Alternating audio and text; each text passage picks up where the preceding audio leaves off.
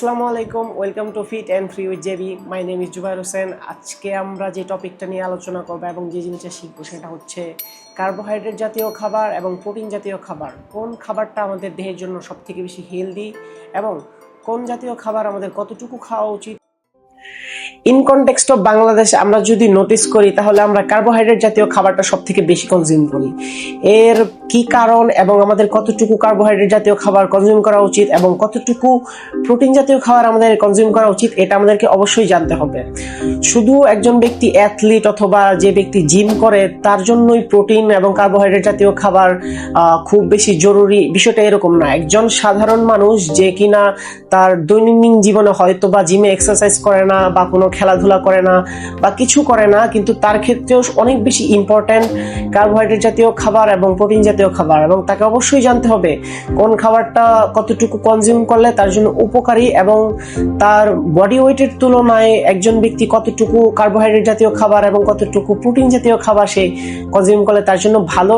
এইসব জিনিসগুলো আলোচনা করব এবং এটা অনেক ইম্পর্ট্যান্ট একটা।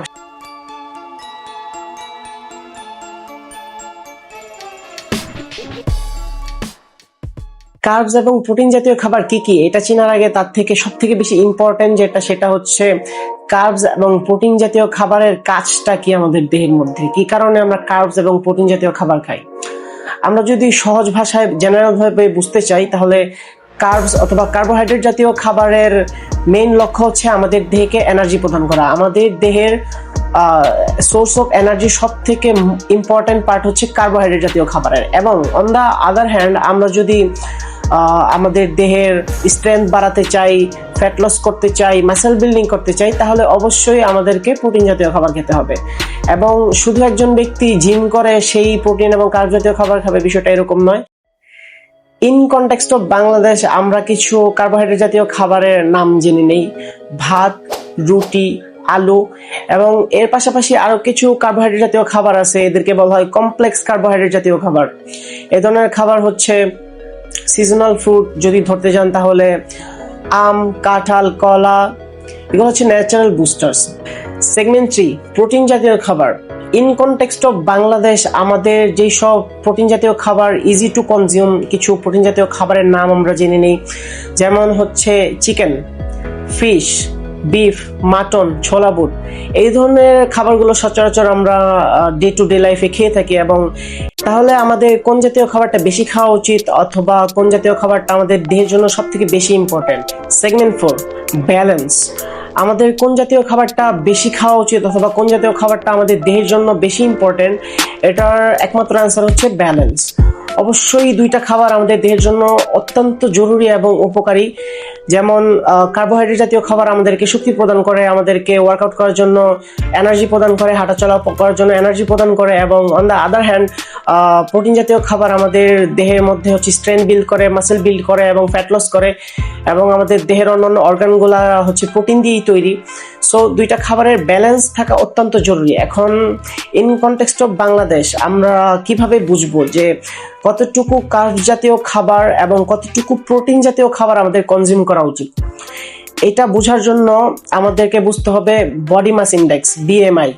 একজন ব্যক্তির বডি মাস ইন্ডেক্স বিএমআই অনুযায়ী যদি তার ওয়েট 60 কেজিতে আদর্শিক থাকে তাহলে তাকে 60 কেজি বডি ওয়েটে পার কেজি ওয়েটে 1 গ্রাম করে প্রোটিন কনজিউম করতে হবে।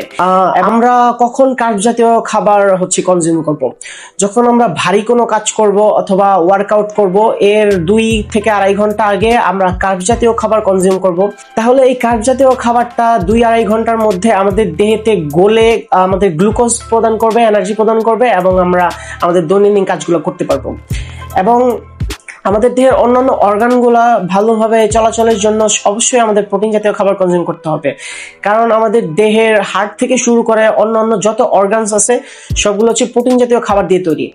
তো strength building, muscle building, fat loss, এই ধরনের জিনিসের জন্য আমাদের প্রোটিন জাতীয় খাবার অবশ্যই কনজিউম করতে হবে।